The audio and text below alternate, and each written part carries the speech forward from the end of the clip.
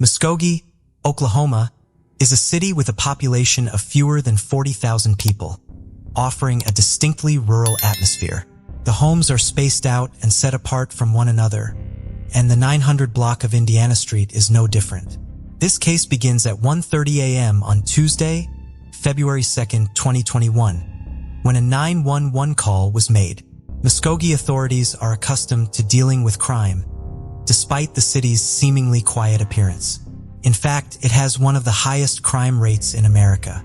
The likelihood of becoming a victim of either violent or property crime in Muskogee is 1 in 24. However, nothing could have prepared officers for what they were about to encounter. The man who had made the 911 call requested an ambulance before handing the phone to a woman who was clearly losing consciousness. The authorities were now in a race against time. As they arrived at the scene, they saw a young man calmly leaving the property. When they got onto the street, they saw a young man calmly leaving the property. He was covering his face and holding a gun. He stood there for a minute, not responding to the officers and staring blankly. He suddenly darted away and ran off into the night. One of the officers fired at him, but they missed, and a chase was now underway. They finally managed to catch up to him, and he was placed under arrest. The man was 25-year-old Jaron Dijon Pridgeon, and he was not only the suspect in the shootings, he was also the person that made the call to 911 in the first place. Officers were now moving through the home, and it was painfully silent. The woman Jaron had passed the phone to was 27-year-old Brittany Anderson, and she was clinging to life. Paramedics said her injuries were life-threatening, and they feared the worst as they waited for a helicopter to take her to hospital. As they moved through the home, they found a young man and 4 of Brittany's small children. They had all been shot to death. Another one of her children was badly injured and fighting for their life too. Brittany had 8 children in total, and her 3 other children were inside the house too. There was a 7-year-old, a 1-year-old, and a 1-month-old. Thankfully, they were unharmed and taken away to the Oklahoma Department of Human Services, before later reuniting with their grandparents. The helicopter arrived and airlifted Brittany and her young child to a Tulsa hospital, about 40 miles away. Brittany was whisked away to the ICU with swelling and bleeding on her brain. Tragically, her child that had gone with her passed away shortly after arriving. How on earth had 6 young lives been taken within seconds? There was so much commotion and speculation, and concerned neighbors gathered outside, looking for answers about their friends. Brittany Anderson lived in the home with her 8 children, and Jaron, their suspect, was the father of 5 of them. Jaron was Brittany's ex, and he would come and go, never staying in the home for long periods of time. As the victims were identified, police began releasing their names to the media and public. The young man that had been shot was Jaron's 24-year-old brother, Javerian. The children were 1-year-old Jaliyah, just 6 days away from her 2nd birthday, Jadi's, who was 3, 5-year-old Harmony, 6-year-old Nevaeh, and Brittany's eldest child, 9-year-old Cadence. Jaron was the father to Jillia, Jadi's, Nevaeh, the 1-year-old child, and the 1-month-old baby. Brittany's family hadn't lived in the neighborhood long, but residents said they already fit right in. All the children were often out playing in the street or the park, and mingling with the other kids well, making friends fast. Cadence was Brittany's eldest child and only son. He was full of energy and wanted to play football when he was older. Nevaeh was said to be cheeky and a little diva, and would often joke with her aunt about taking her to her nail salon. Harmony loved to make people laugh and was called the smiley one. Jadi's was smart, loyal, and fiercely protective of her siblings. And 1-year-old Jaliyah was described as a dream baby, never crying at anyone she met, and just wanting to be picked up and held by everyone. The siblings were close, and although they were also different, they shared the same love of being outdoors and creating imaginary adventures together. They all had a tradition of saying goodbye with a high 2, high 5, and a fist bump. July couldn't do the high 2 yet, so she did a high 1 instead. Jaron was already in custody and, understandably, being held without bond.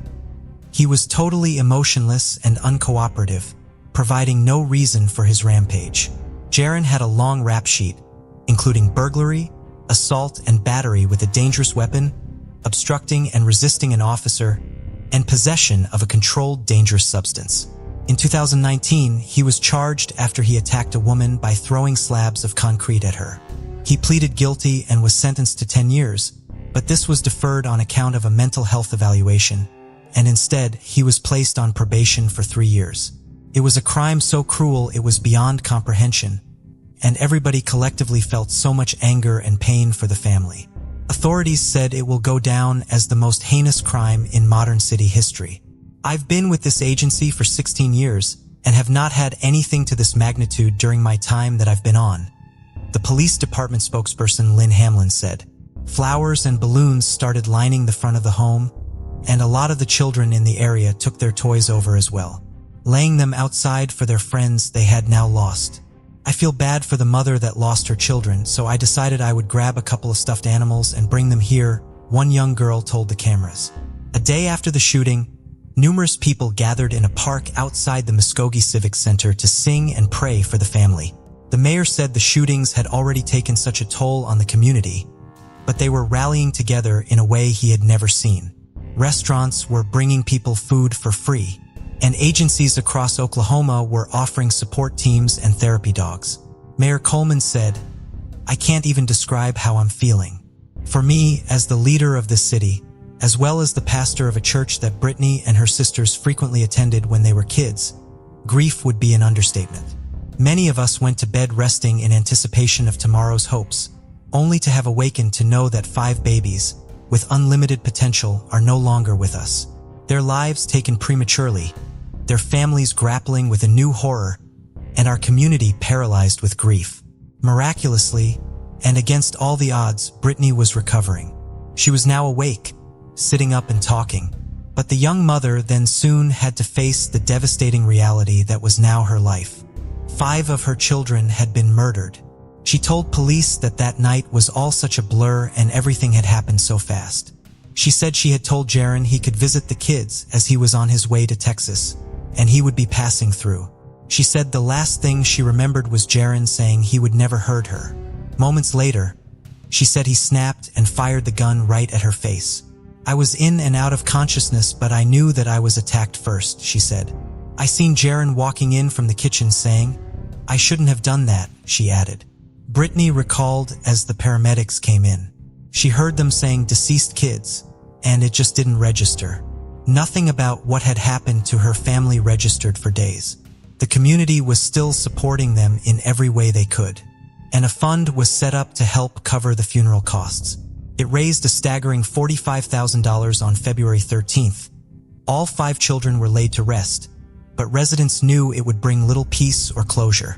He said he planned to sign a proclamation in the next few days to make the month of March Community Care Month for first responders. Several first responders were getting counseling because of the shooting, and he wanted the community to support them as well during this time. Paramedics said they actually knew the house, with some of the team having a personal connection to the family. They said that that day will be something that will stick with them forever. And as much as you can prepare for traumatic calls, no one can be prepared for something like that. 25-year-old Jaron Pridgeon soon appeared in court to answer for his heinous actions. He was charged with 6 counts of first-degree murder, 1 count of shooting with intent to kill, and 1 count of possession of firearms after conviction or during probation. The prosecution is seeking the death penalty, but the judge requested that he undergo psychiatric evaluation before anything else could go ahead. And with delays due to the pandemic, things were slow. In May 2023, it was announced that Jaron would be changing his plea from not guilty to not guilty by reason of insanity. The trial was then given a start date of October 2023. But due to yet more delays, it likely won't go ahead as planned. Even 2 years later, he still says nothing about what happened that morning and what drove him to do it. He's not a person. He is a monster. And on top of being a monster, he is a coward for doing what he did, Brittany's sister Raven said. The pain that Brittany must live with is unimaginable. She is surrounded by a strong and supportive family, and the community and everybody around her is working to help her rebuild her life as best she can. She said she has an overwhelming feeling of survivor's guilt and believes that she should be gone too. But she has to stay strong for her 3 surviving children. Brittany says her house feels so empty now and any sense of normalcy is gone. The laughter, happiness, and joy no longer exist. And she says, without the pitter-patter of so many tiny feet, she lives in a very quiet and lonely place, physically and emotionally. Discover the chilling world of secret crime mysteries, where we delve into the most perplexing cold cases and unsolved crimes. Join us as we unravel hidden clues and explore haunting mysteries. Subscribe now and be part of the journey to bring these cases to light.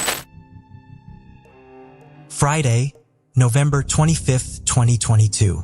Thanksgiving weekend, 6:58 a.m. Riverside, California, in a small cul-de-sac on Price Court. It was a peaceful morning that Friday.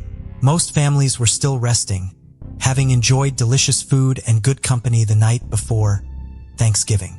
For many, the weekend would continue in a similar fashion, eating well, unwinding, and spending time with loved ones. Just before 7 a.m., a red Kia Soul pulled into the area, and a man dressed in a tan trench coat, black fedora, and face mask, carrying a black duffel bag and a plastic bag, stepped out. He wandered around the neighborhood for a while, standing outside a house briefly before returning to his car and driving off. He repeated the same behavior twice. One of the neighbors found it odd enough to call the Riverside Police's non-emergency line and report the license plate. However, since nothing had actually happened, the police could only make a note of the information. 2 hours later, at 9 a.m., Michelle Blandon was about to leave her house when she received a call from her mother, Sherry. Sherry was frantic, speaking quickly. She explained that a detective was at her house and wanted to speak with her 15-year-old granddaughter, Michelle's niece. He said something had happened near the school and it was very urgent that he get hold of her.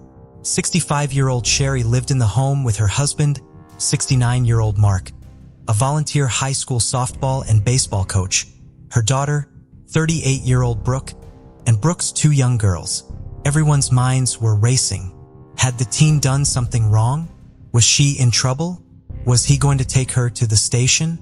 Sherry said it was just her and Mark in the house as Brooke had taken her girls out. The officer said he would have to wait until they came home and interview everyone separately. It seemed really serious. Michelle was baffled and worried but reassured her mother it was probably nothing and to try and stay calm. Sherry asked the detective if it was okay for Brooke's other daughter to get dropped off at Michelle's house while they sorted everything out, and he agreed. All everyone could do was wait until the teen came home with Brooke. The detective told Sherry that he needed to talk to the adults first and the teen would have to wait in the car once she got there, along with both hers and Brooke's phones. Michelle's heart started to beat fast and the anxious feeling she had was growing. None of this felt right or normal, not even close. But Michelle knew her mom wouldn't have opened the door for anyone, let alone let someone in. He was an officer. He had a badge and the authority to go in and everything would be fine. A few minutes later, Brooke arrived at her house to drop off her niece, and Michelle watched as Brooke and her 15-year-old daughter drove off to Price Court. Michelle called Sherry back and said they were on their way over and asked if everything was okay. Sherry's voice was shaky and she was fighting back tears. She said the detective was still in the house, but before she could say anything else, he took the phone off her. Calming and reassuring, he said, "I'm here with your mom. She is kind of being anxious and freaking out. Everything is gonna be okay. It's all okay." He passed the phone back over and Michelle strained to hear what was being said. She heard the detective say as part of the investigation that he needed to search the teen's room. The room with the Green Bay Packers memorabilia, he said. Michelle felt sick. How on earth did he know what the inside of her family's house looked like? But before she could say anything to her mother, Sherry said, "I'll call you back." And the line went dead. There was nothing Michelle could do but wait, so she tried to shake it off and headed out into town. Brooke finally pulled up and went inside, her daughter staying in the car as per the officer's instructions. A short while later, Michelle sent a text to her mom asking for an update. She got no reply. 11 o'clock and 8 seconds a.m. 911 dispatchers received a call requesting that a welfare check be carried out at Price Court.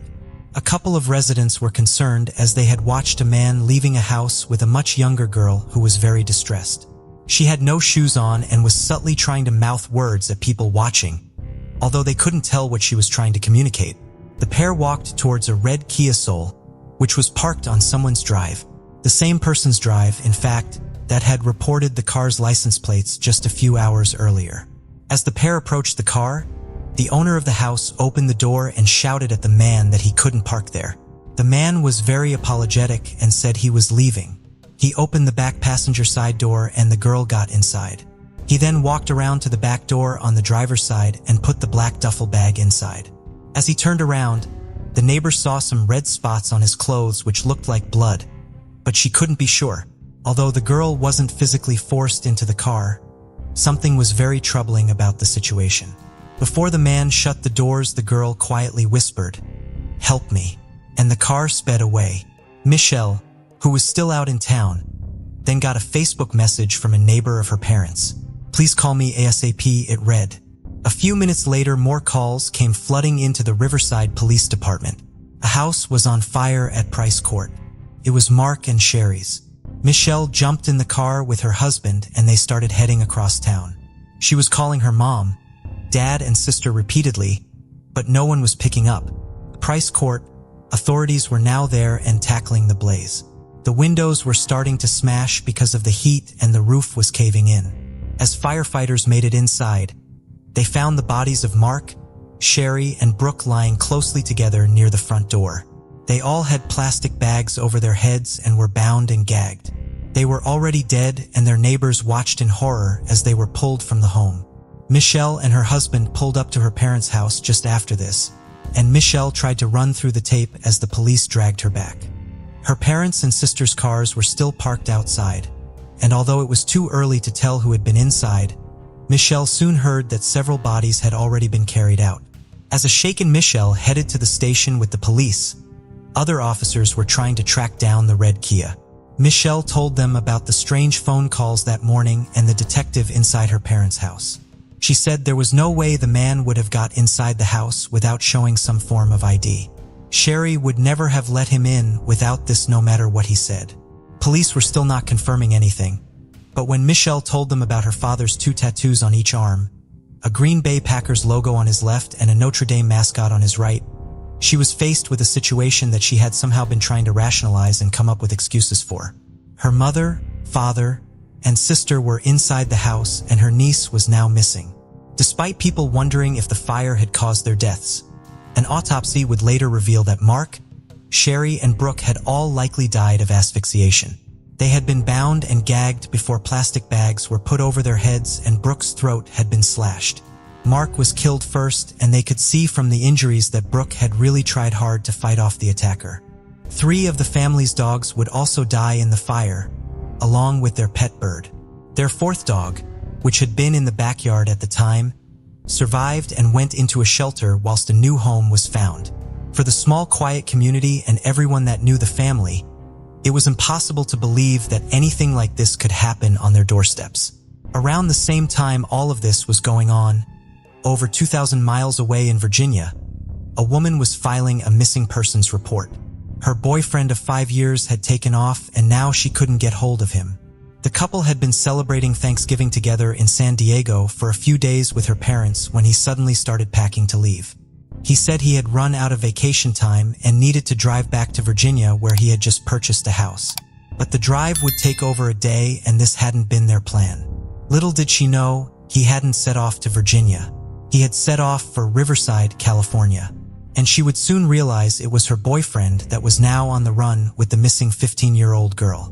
Using the license plate the neighbor had previously given them, police in Riverside were finally able to track down the red Kia as it was heading into Kelso, an unincorporated area of San Bernardino County. On a totally empty and rural road, far away from anything, they caught up to the car and a SWAT team and helicopter were in pursuit. The man finally pulled over and jumped out of the car, firing his gun. He showed no signs of backing down. A shootout ensued with the man as the girl ran from the car. In a matter of seconds, the driver was dead and the teen was with the police. Most reports state that he had turned the gun on himself, but some say he was killed by police fire. The 15-year-old, who to this day has never been named, was alive and unharmed. She was taken into protective custody before they began interviewing her. She and her sister also began a lengthy process of trauma counseling, and a GoFundMe raised over $100,000 which would be given to the girls. Upon hearing that she had been found alive, Michelle commended the neighbor for being so diligent in reporting the number plate and for persisting they look into it. She believes it absolutely saved her niece's life. The man who had kidnapped her and killed her family was 28-year-old Austin Lee Edwards, a serving Virginia State Deputy Sheriff. To the authorities' surprise, the teen said she did actually know Austin, having met him online. But he was not the person she thought he was. The pair had started speaking on Omegle, a free online chat site that allows people to socialize with others without the need to register or create an account. The site randomly pairs users in one-on-one chat sessions where they talk anonymously using the names you and stranger. She had been honest about her age, but Austin had told her that he was 17. It is unknown what, if any, pictures he was using or who he was pretending to be. The police couldn't determine how long they had actually been talking for or how he had got hold of her address. But at some point, Austin had asked her for photographs that were sexual in nature. She said after this, she stopped talking to him. Detectives theorized that maybe he killed her family in retaliation, or he thought that if he kidnapped her, he could stop her from talking to anyone. They also couldn't rule out the possibility that he did have some explicit photos of her, and maybe this was an attempt at sextortion. His messages showed he was clearly obsessed and was going to stop at nothing. But with more than 1 million pages of social media content to go through, it was safe to say the full story would take some time to come to light.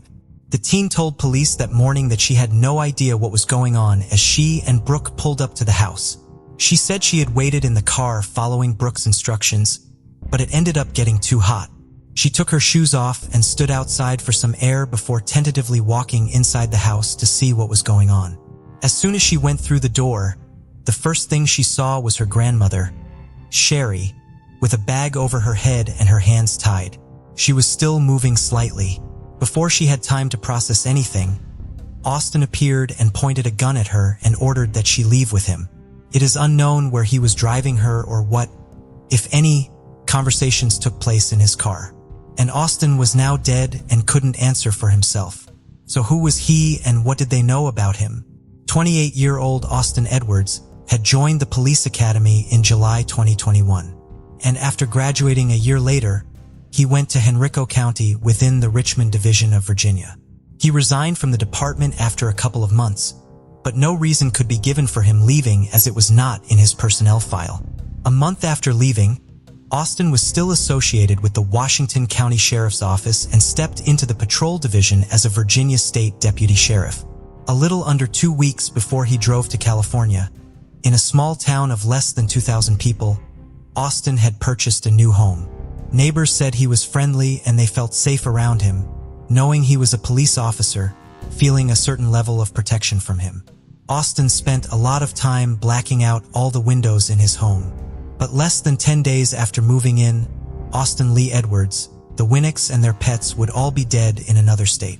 As the investigation was unraveling, over in Washington, one woman was scrolling aimlessly on Instagram when she landed on a picture that made her freeze.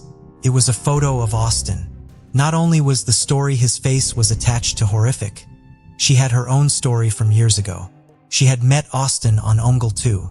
He was 20, she just 13, and he had groomed, stalked, and harassed her for years. She almost threw up when she saw him. I read the whole story and it made me feel disgusting, she said.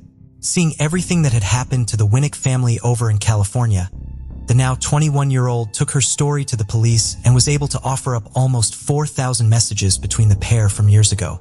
Austin had started off sweet and chatty, and she told him right away that she was 13, but this did not deter him from talking to her.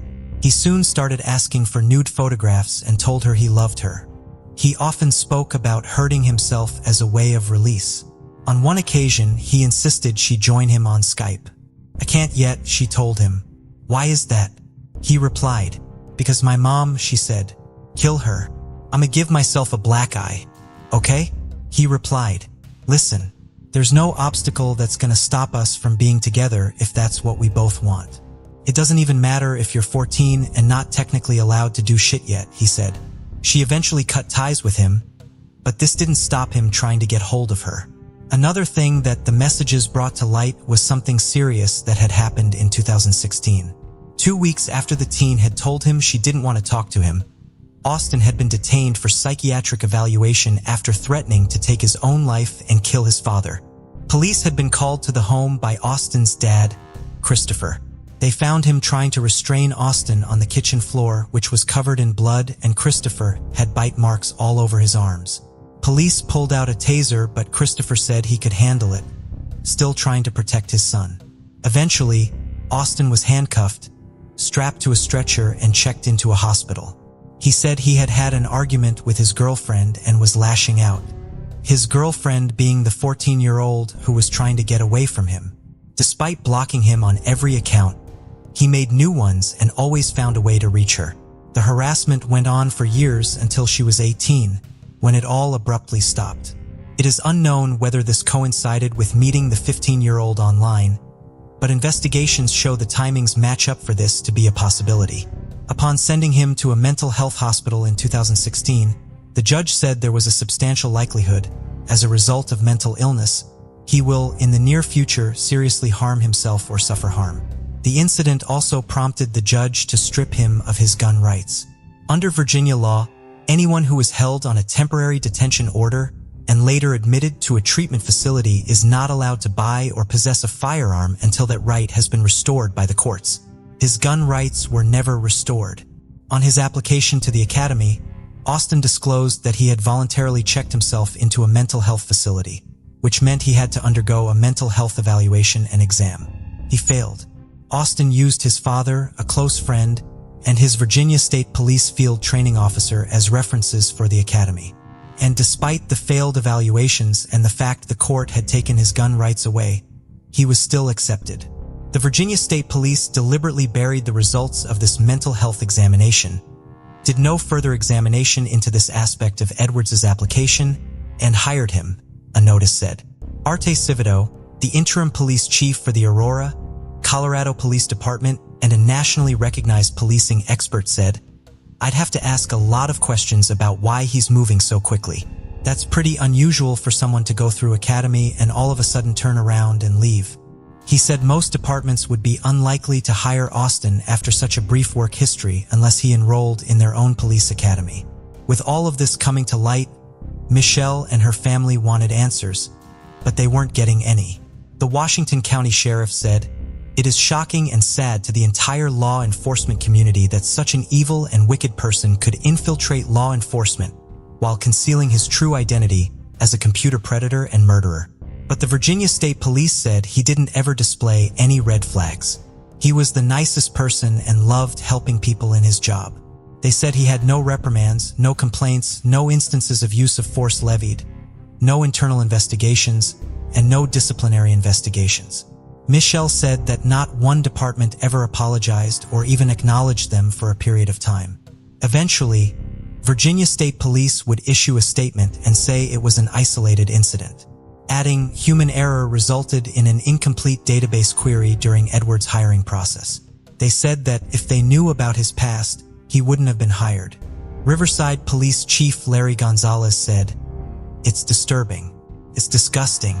Anybody in the law enforcement community, we hate that person more than anybody because it's a reflection on us. This is yet another horrific reminder of the predators existing online who prey on our children. If you've already had a conversation with your kids on how to be safe online and on social media, have it again. If not, start now to better protect them." After all of these failings were highlighted, Governor Glenn Youngkin requested a full investigation be carried out by the state's watchdog agency. An agreement with the watchdog agency later allowed Virginia State Police to investigate themselves. Michelle and her family filed a notice of intent to sue in relation to the hiring process of Austin and the failures that had ensued. She said, "We want to know why this person was able to get hired by not one but two agencies and given a firearm when he couldn't legally buy one." Her attorneys said Austin's employers demonstrated negligence, gross negligence, negligence and gross negligent hiring, breach of mandatory duties, and other violations of Virginia state law. They argued that the family's damages exceeded $100 million even though Austin is now dead and cannot give anyone any information. Police say they are continuing to look into his past, his laptop and his phones to determine if he has any more victims and piece together more of his story. But with so many pages of messages from only 2 people so far, police say they could be unraveling things for years and might never know the full truth. Mark, Sherry, and Brooke, along with their beloved pets, died in the most frightening of ways, terrified and trying to protect each other. Michelle said, "They all lived and loved selflessly." Mark was dearly loved by the kids he coached, and he left a big impact on many, with some saying he shaped their futures and what they wanted to do when they were older. He would always make sure he checked on them from time to time to see if everything was going well for them in college. The school paid tribute to him as well. His neighbor said he was someone that never stopped and loved being busy. He would offer to mow people's lawns to help them out and to pass the time. Sherry loved nothing more than being with her family. Celebrations like Thanksgiving and Christmas were her favorite times of year, when everyone could just be together, and she would bake cakes and cookies for her children and grandchildren. "We had a family debate, and it got heated on if the brownies my mom made should be frosted with sprinkles or just left plain," Michelle said. "Little did I know on that day, that would be the last time my husband and I would see my parents and sister again." Brooke was a single parent, and Michelle said her biggest joys in life were watching her 2 girls grow and collecting Starbucks cups. Michelle laughed. Brooke was telling everyone that her daughter had joined the color guard at school, and nothing made her prouder than watching her. For the girls and Michelle who were left behind, it is impossible to imagine how they must find each day. Celebrations such as birthdays, Christmas, and Thanksgiving will never be the same, and what should be such a happy time to be with each other will always serve as a painful reminder of what was taken from them. In a touching tribute, Price Court in Riverside was ceremoniously renamed Winnick Court and is placed next to the Winnick's home. Eric, Mark's nephew and godson, said, "Mark and Sherry's pride and joy were their kids, and by extension their grandchildren. You never saw them beam so brightly than when they were around their family." 79-year-old Joe Roy McMillan from Carthage, Texas, went missing on May 21, 2020. The last confirmed sighting of him was at Ted's Saw Shop on FM 1970 near Clayton, Texas. During the investigation, several pieces of surveillance footage were uncovered, mostly from gas station cameras, showing Joe's blue 2004 GMC Sierra, primarily traveling south on Route 59. The final recorded sighting placed him in Livingston, Texas, over 100 miles south of his Carthage home. Authorities speculated that Joe might have been heading toward the Houston area, where he had family. This unplanned trip may also have been due to complications from a health condition. Joe was diabetic, and his family also feared that he was beginning to show signs of dementia. On August 6, 2020, authorities in Brazoria County, Texas were working in a bayou near the town of Freeport to remove 2 vehicles from the water. The site was just after a sharp turn in a nearby road, and accidents were common there. While they were there to retrieve 2 vehicles known to have gone off the road and into the water the night before, they unexpectedly found a 3rd vehicle, a blue 2004 GMC Sierra. Joe's remains were inside of the vehicle. While the circumstances of the vehicle's discovery indicated that Joe was killed after his car accidentally went off the road and into the water, the Texas Rangers still processed the scene. No signs of foul play were found. Joe is laid to rest during a private funeral service. He is survived by his wife of 60 years, Bonnie Sue, 3 children, 3 grandchildren, and a great-granddaughter. We are saddened by the confirmation, but at the same time, we're just glad to finally have some answers and to get some closure for all that has happened, Joe's grandson, Michael McMillan, told KLTV. Rochelle Thomas Stubblefield was a gifted athlete, attending Calumet College of St. Joseph in Whiting, Indiana on a track and field scholarship. She had to take a step back from running in 2015 when she became pregnant. She was expecting a boy whom she planned to name Amir Deshaun Thomas Stubblefield. Her due date, December 15th, was just 10 days before her own birthday on Christmas Day. In 2015, she would have turned 21. November 10th, 2015 started out as a normal day for Rochelle. She went to her classes and then attended a women's basketball game in the evening. The game was the last place she was seen. When her family stopped hearing from her, they reported her missing on November 12th. After Rochelle disappeared, some of her friends reported to police that she had been planning to go to Gary, Indiana to visit the father of her unborn son. It does appear that Rochelle made it to Gary as her car was found abandoned in the 1800 block of Martin Luther King Drive there, and her shoes and broken eyeglasses were found in the same area.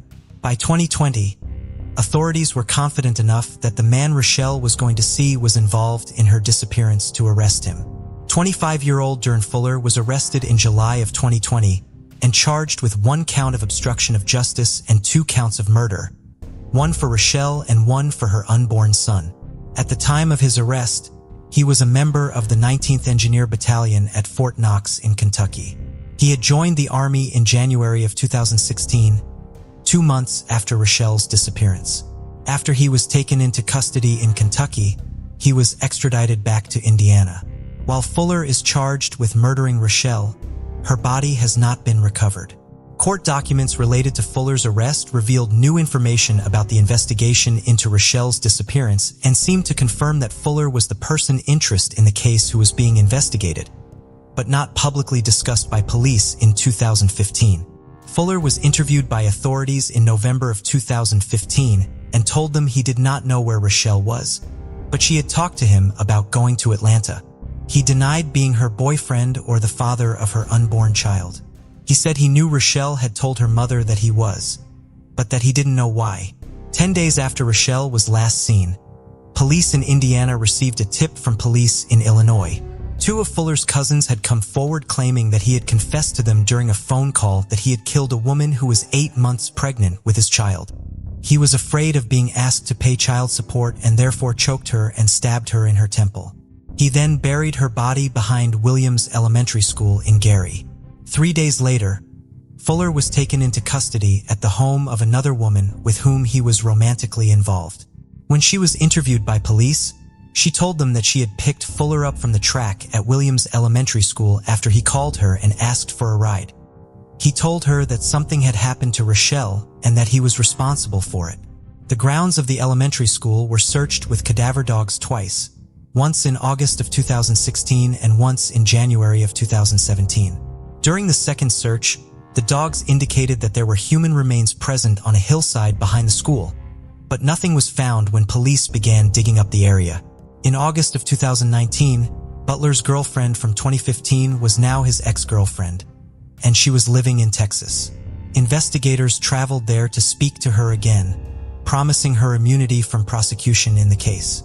During this interview, she stated that Fuller had been throwing items that belonged to Rochelle out of the car window as they drove away from the elementary school, and that he told her he killed Rochelle by choking her. Fuller's defense attorney has said that he finds it odd that his client was arrested in 2020 when police have not found any new significant information. Their reasoning will hopefully become clear as the case progresses. Rochelle's body still has not been found. On June 13, 1993, a woman called the property manager for her apartment on Pillsbury Avenue in Minneapolis, Minnesota to complain that water was leaking into her unit. The manager determined that the water was coming from a certain apartment in the building, but no one answered the door when he went to it. After he let himself in, he found that the source of the water was the shower, which had been left running. He also found a large amount of blood in the nude body of 35-year-old Jeannie Childs. She had been stabbed multiple times. Jeannie was a sex worker who brought clients back to this apartment, which was rented by her boyfriend who had been out of state at the time of her murder. Her case went cold, but several items were collected from the scene. Eventually, they were tested for DNA. A DNA profile was developed from sperm cells on items from the scene and from 2 other non-sperm cell fraction samples taken from Jeannie's towel and comforter. This DNA profile was not found in any criminal databases, but in 2018, it was run through a commercial DNA site, and genetic genealogy was used to identify a suspect who had been living in Minneapolis at the time of the murder. That suspect was placed under surveillance, and in early 2019, authorities followed him to a hockey game. There, they witnessed him eat a hot dog and wipe his mouth with a napkin. When he threw the napkin away, they collected it. The DNA found on the napkin was a match to the DNA from the crime scene. The suspect was 52-year-old Jerry Westrom, a married father of 3. He was arrested and charged with second-degree murder in February 2019. A direct DNA sample was then taken from him and confirmed the DNA match.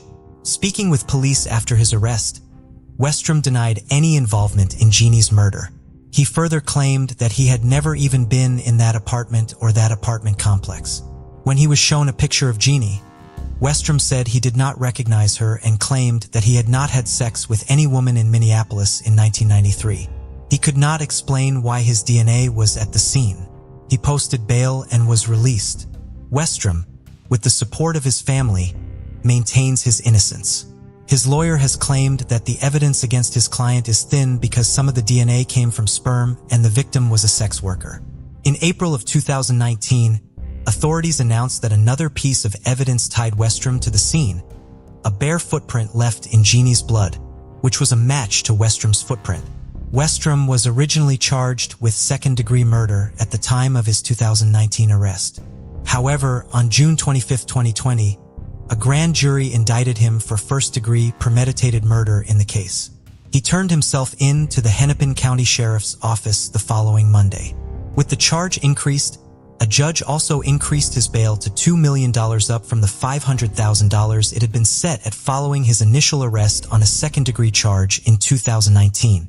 He was able to post it and was released on July 16th. At the end of July 2020, Westrom's trial date was finally set for April 19, 2021. Hearings in the case were originally delayed because the defense was waiting for evidence in the case, which Westrom's lawyer says they are still waiting for. Proceedings have now been delayed due to the ongoing pandemic. Ronan was born in November 2005 at New Cross Hospital, the second child of parents Chanda and Pooja, joining his older sister Nikita. He attended Lanesfield Primary School before moving on to Calzer Academy, Wolverhampton. In 2012, his parents separated, and they would divorce 5 years later. But Chanda noted that it was Ronan who played a key role in helping them reconcile. Nikita shared that she had never met anyone so caring, loving, bright, and popular, describing her little brother as having a massive heart. Ronan's compassion for others was clear in the way he treated people. If he saw someone struggling on the street, he would always offer money and show them kindness and respect. At 16 years old, Ronan was considered the heart and soul of his family. He had a fantastic sense of humor and enjoyed playing pranks and practical jokes. A devoted Liverpool Football Club fan, he also loved watching Netflix and playing on his PlayStation. Ronan could spend hours drawing anime and enjoyed being at home so much that his friends often had to encourage him to go out. On June 29, 2022, a bright summer day in Wolverhampton, Ronan had just completed his GCSE exams 5 days earlier and was excited to start a new chapter in life. He planned to study sociology, psychology, and law at a level, with dreams of becoming a lawyer one day. He was also excited to go on the family's first holiday out of the United Kingdom. At around 4:30 p.m., Chandler gave his son and his son's friends a lift to the Midland Snooker Club on Oxford Street in Bilston. This was a place Ronan had been going to with his family since he was a child, and they would also enjoy meals out there. Before leaving, Pooja gave her son a kiss, told him he looked handsome and waved goodbye as they set off. At 7:30 p.m., Ronan called his father to ask if he could pick him up and give him a lift home. After getting back to his house on Mount Road, he later set off again to buy a PlayStation controller from a friend. His dad then phoned him and offered to pick him up, but Ronan declined and said he would instead walk home. He put his headphones on, started his music, and set off. 8:56 p.m. Chanda's phone rang. It was Pooja. She had been in Wolverhampton City Centre at her weekly meditation class. She asked him what was happening on Mount Road after hearing that it had been closed off and police had swarmed the area. Chandler went outside and neighbors had started to gather on the street. There were police and emergency services everywhere. He was told that somebody had been stabbed.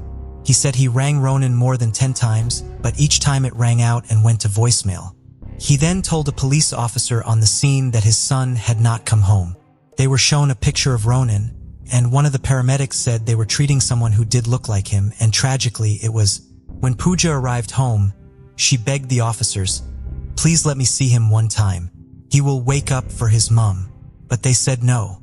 At the age of just 16, Ronan Chanda died at the scene, just 2 doors away from his house. Chanda was inconsolable and needed to be comforted by neighbors. When Pooja found out she was shattered, as was Nikita, who was on holiday in Crete at the time, a murder investigation was launched. One of the first things the police did was look at the network of CCTV cameras from around the area to try and piece together what had happened in Ronan's final moments. This would give them their first major breakthrough. 2 males were seen brandishing both a ninja sword and a machete, running towards where Ronan was. The cameras then picked up Ronan's scream as he was viciously stabbed. As the investigations into the footage continued, someone handed themselves into the police after confessing to his mother and uncle that he had been involved. His name was Sukhman Shergill, and he could be seen on the footage alongside Prabjit Vidisa. The 2 were arrested. Also arrested were 20-year-old Josiah Francis and 18-year-old Joseph Whitaker. Pravjit and Sukhman were charged with murder on a joint enterprise basis, meaning that someone could be charged with the crime of someone else if they foresaw the other person was likely to commit said offense. They denied the charge of murder but admitted to carrying a bladed article. Josiah Francis and Joseph Whitaker were also charged with carrying a bladed article and murder, and both denied the charges. Ronan's family, who were being supported by specially trained officers, issued a statement. Ronan was a kind-hearted, loving, caring 16-year-old, our son and a brother who would do anything for anyone. He was a funny character who made everyone laugh around him. He is taken from us cruelly and our hearts are broken. We want everyone to pray for his soul now. We will always love you, Arson and my brother, and you will live within us now. The question everyone wanted answered was why? Why had Ronan, who had no enemies, been targeted and attacked in such a brutal fashion? Prabjit Vidisa was from Walsall and Sukhman Shergill was from nearby Willenhall. They were 2 16-year-old boys and had gone to school with Ronan. They had got into a disagreement with one of Ronan's friends over an alleged unpaid debt, something that had spilt over into school and resulted in a fight. The more the police looked at the CCTV footage, the more damning evidence they found. On the day of Ronan's death, Prabjit had gone to the local post office and picked up a machete and ninja sword that he had purchased online. He had used his mother's ID to buy them, and when he got to the post office, all he had to do was give them his name and he was handed the parcels. They did not check any ID and simply looked at him and assumed he was over the age of 25. The parcel he had collected that day was one of almost 30 weapons he had purchased online over the previous few months. He would then sell them on to people at school. After going to the post office, he had conspired with the 3 others, Sukhman, Josiah, and Joseph. It was decided they were going to pay Ronan's friend a visit and scare him into paying back the money it was alleged that he owed. And given the blades he had brought, it was evident it was going to be violent. The 4 then got into a red Vauxhall Corsa driven by Josiah, sat in the passenger seat with Joseph, and Sukhman and Prabjit were sat in the back. Just before 8:30 p.m., Ronan had almost made it home. The Corsa had been parked on Beach Avenue and Prabjit and Sukhman got out. They were then seen running towards Mount Road at 8:34 p.m. They ran after Ronan and attacked him from behind. He was stabbed twice, once in the side and once in the chest, with one of them piercing his heart. One of the stab wounds had gone 20 centimeters into his body, and the other 17 centimeters. Prabjit had been the one to deliver these fatal blows. Sukhman had brandished the weapon but not used it. As Ronan screamed out in pain, they realized they had not attacked their intended target. It was a case of mistaken identity. They proceeded to run off down the street, back to the car, leaving Ronan on his own as he lay dying. The car then pulled away and drove off towards Birmingham New Road. It would later emerge that they had seen Ronan coming out of the house where the intended victim had lived, and assumed that he was the boy they were looking for. Following this, it was now time for them to go to trial. Prosecutor David Mason KC spoke of the significant planning that had been involved, and that both Prabjit and Sukhman had discarded their black clothes, face coverings, and the weapons after Ronan was stabbed. He said that Ronan had absolutely no chance whatsoever when he was stabbed. He added he was not the intended victim. That fact makes this case even more tragic than other cases of this type. This was a brutal killing in broad daylight in a residential street in front of members of the public. Both Prabjeeth and Sukhman testified during the trial, and it was confirmed that Ronan was not the target. They said they had merely wanted to scare the boy who they said owed them money. Prabjeeth claimed that it had been an accident and he had only wanted to poke around with the sword he was carrying.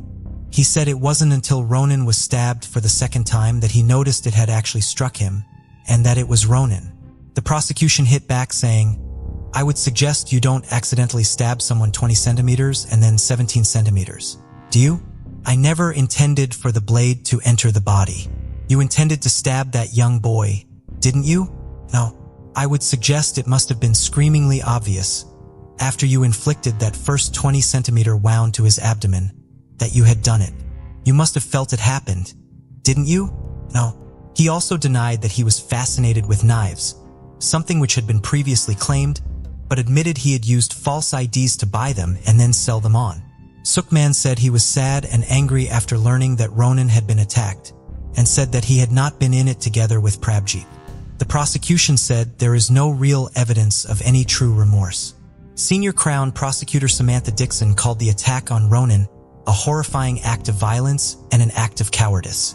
Adam Morgan, Prabjeeth's defense lawyer, said he is genuinely remorseful. It is something he will have to bear for the rest of his life. Timothy Hannon KC, who was Sukhman's defense lawyer, said this was a joint enterprise offense, but a distinction can be drawn between the two defendants. Mr. Vadisa was the one who actually killed Ronan.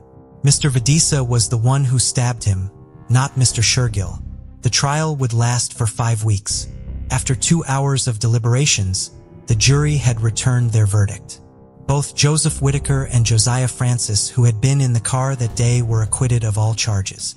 At Wolverhampton Crown Court, Prabjeeth Vadisa and Sukhman Shergill were found guilty of murder and were found to have acted in joint enterprise in the killing. Before they were sentenced, Mr. Justice Chaudhary lifted the restrictions that had surrounded the case due to the age of the accused, and both Prabjeeth and Sukhman were named in the press for the first time. Ronan's family sat and sobbed in the gallery as they wore shirts with justice for Ronan on them. Ronan's mom Pooja told the courtroom that she had replayed the last time she saw her son over and over in her mind. She spoke directly to his killers, saying, "If there is a God, they will show you the real justice my son deserves." Mr. Justice Chaudhary's sentencing remarks were televised, the first time this had ever been done at Wolverhampton Crown Court. Detective Inspector George, who had led the investigation into Ronan's murder, said following the sentencing, "The pain of losing a child is immeasurable, but to also know that he was not the intended target adds a whole new layer of grief, and I cannot begin to imagine the sorrow Ronan's family feel." 1 year on from Ronan's murder, a vigil was held to remember him. Around 70 people gathered on Mount Road, where doves were released and poems were read out. His family also started a fundraising campaign for Save the Children to help families in Yemen in his memory. A fitting tribute for someone with a heart as good as his. It was later announced that the Kander family were going to head down to Parliament to call for tougher action to be taken against knife crime. Wolverhampton's South East MP Pat McFadden arranged for them to meet with the Minister of State for Crime Policing and Fire, Chris Phillip, and the Shadow Minister, Sarah Jones. Pat McFadden had been working with Ronan's family and said he hoped it would convince the members of Parliament that action is needed to try to prevent more young people losing their lives to knife crime. The government later introduced a list of weapons to be banned. The ones used in Ronan's murder were not included on the list. Pooja would later criticize Chris Phillips, saying, "This year I met with the Minister for Crime. He requested more information on the weapon used to murder my son to ensure it would be included in the ban. But here we are. This was the opportunity for the government to take real action and show empathy for thousands of families like ours. But they've completely missed it. When I saw for the first time the size of the sword, I fainted in grief," Pooja said. As Nikita said, "We need to do more to stop knife crime. You know how easy it is to acquire a knife. You can just go online and you can buy a machete. I want to call out the MPs. I want to call out the Prime Minister. I want to call out society and say that we need to do more to ensure that not another innocent life gets taken from knife crime." Pooja also wrote an open letter to the Prime Minister calling for the online sales of knives, swords, and machetes to be banned. The campaigning work Ronan's family have done to tackle knife crime is inspiring, as is their strength and resilience in the time since his death. His family will continue to fight to change the laws and change communities for the better. Speaking directly to those who carry knives, Pooja had some powerful words. Going to prison isn't some pride and joy. You are going to ruin your life, your family's life. You will have to live with the guilt for the rest of your life knowing you've killed someone. So stop now before it's too late. Don't pick up the knife. If you have a fight, talk it over, but don't pick up the knife. There are no winners in a case like this. Ronan Kandar should still be here, taking on his levels and throwing himself into adulthood. Knife crime has claimed far too many lives and ruined too many families as well. Positive steps are being taken in communities such as knife surrender schemes and amnesty bins, where people can get rid of their weapons safely. But there is still much more to be done to bring an end to knife crime. The devastation caused by the murder of Ronan Kandar is best put into words by his mother Pooja. I miss his laughter. I miss him asking me what's for dinner. I miss hugging him. I have nothing left. It's killing me to think of what happened to Ronan. I can't believe my baby went through this alone. He was my son, my baby, and for his older sister Nikita, life will never be the same, she said. I've never loved anyone as much as I love him. 62-year-old Miyuki Harwood worked as a computer systems analyst for Intel. In 2015, she relocated from Orangevale, California, to Folsom, California. In her free time, Miyuki enjoyed being outdoors. She was an experienced and knowledgeable backpacker, often choosing to go on hikes and backpacking trips by herself. In June of 2015, she embarked on a solo hike of the Grand Canyon. However, that August, Miyuki decided to join an 8-day group backpacking trip with the Sierra Club, which would take them through the Sierra National Forest and Kings Canyon National Park. She didn't know anyone else on the trip.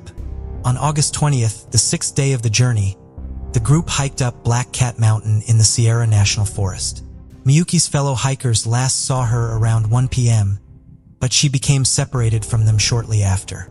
When they were unable to locate her, the group contacted authorities to report her missing. 14 different agencies would eventually be a part of the effort to find Miyuki. 60 search and rescue workers combed the area for her, and search dogs, helicopters, and a drone were all utilized. The search effort was complicated by a nearby fire, referred to as the Rough Fire, which had started at the end of July and was burning just 10 miles from the search area.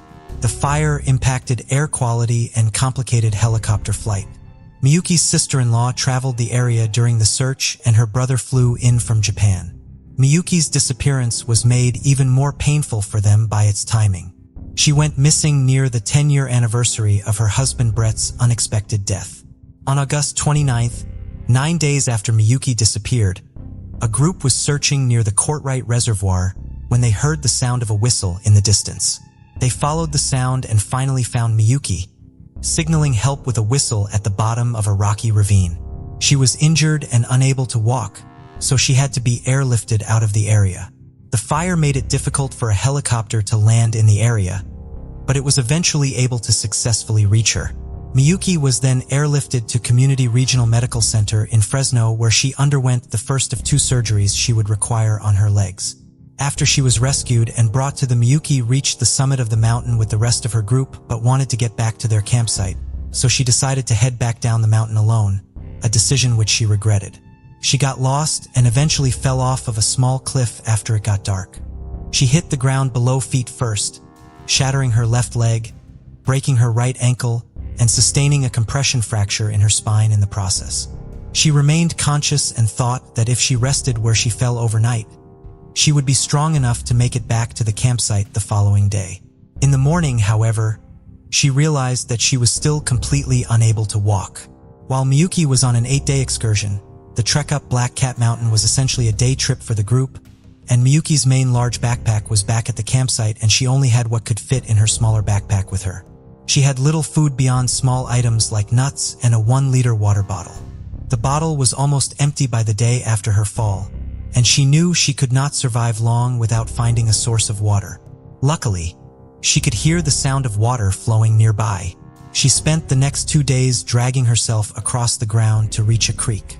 She had a water filter with her and was able to use it to refill her water bottle every day. Temperatures dropped substantially at night, and Miyuki was only wearing a medium-weight jacket. She was able to pull herself into the sunlight during the day to warm up. Miyuki knew that people were out looking for her during her ordeal. She saw and heard the search helicopters starting the day after she was separated from her group, but had no way to signal them, and they were unable to see her. She had previously heard another group of searchers calling for her and had used her whistle to try to get their attention, but they had not heard her. Miyuki's injuries were serious but not life-threatening. She had to spend some time in a physical rehabilitation center as a part of her lengthy recovery. In January of 2016, the Fresno County Sheriff's Search and Rescue Team received a commendation for their work during Miyuki's rescue. Miyuki, still requiring crutches, was in attendance at the ceremony. She was reunited with some of her rescuers, most of whom she had not seen since she was rescued. She thanked them for not giving up on her and for saving her life. 22-year-old Rachel Lloyd graduated from North Carolina State University in December of 2015. Before beginning her graduate studies in interpersonal communication at the University of Texas, she moved to New Zealand to study at University in Palmerston North for a semester. In April of 2016, her mother, Carolyn of Charlotte, North Carolina, flew to New Zealand to visit her. On April 26th, Rachel and Carolyn embarked on a hike along the Kapakapanui Track in Te Rua Forest Park, a conservation park in the Wellington region. The track takes, on average, 6 to 8 hours to hike, and one of the best viewpoints in the park is at the summit of Kapakapanui. Both mother and daughter were experienced day hikers. Rachel and Carolyn followed orange trail markers up to the summit and then spent some time enjoying the sun before heading back down. However, at some point during their descent, they started seeing blue trail markers instead of the orange ones. They decided that they must be an alternative way back down. They would later learn that they were not. The blue markers were there to track possums. 20 minutes into their hike down, Rachel and Carolyn stopped seeing the blue markers. However, the terrain they had covered was far too steep for it to be physically possible for them to go back the way they came. Therefore, they continued on, trying to get back to the main track. Rachel and Carolyn instead eventually ended up on a small ledge that overlooked a 600-foot waterfall. It was beginning to get dark, and the overnight temperature dropped down to around 40 degrees Fahrenheit. Rachel and Carolyn clung onto each other to try to stay warm and held onto a tree, trying to stay awake out of fear that they would roll down the steep terrain if they fell asleep. When the sun was up enough for them to navigate through the dense vegetation that surrounded them, they climbed down the ledge. At the base of the waterfall, they found a creek and decided to follow it. Unfortunately, Rachel slipped on a rock along the creek. She fell into the cold water and hit her head on a rock underneath the water. In addition to the head injury, Rachel also had to deal with hypothermia, which quickly began to set in. She could never get dry and therefore could never get warm after the fall. Rachel and Carolyn only had a limited amount of cheese and nuts they had packed for what they had thought would be just a day trip and tried to ration their limited food supply. But the lack of proper calories made the injured Rachel even more weak. Rachel eventually could no longer see or hear and started losing feeling in one of her legs. Carolyn then carried their backpack on her front and carried her daughter on her back for as long as she could. By the third day of their ordeal, Rachel could no longer keep going. Carolyn made a makeshift campsite and a bed made out of fern fronds for her daughter. Rachel's condition deteriorated to the point where she believed herself to be close to death, and she relayed her dying wishes to her mother. As devastated as she was at the sight of seeing her child in such a condition, Carolyn was not about to give up on trying to save Rachel. Using branches and leaves, Carolyn wrote out the word help in giant letters, once in a clearing and once in an open area by the creek, in hopes that a passing aircraft would eventually see it. There were aircraft in the area, and they were there looking for Carolyn and Rachel.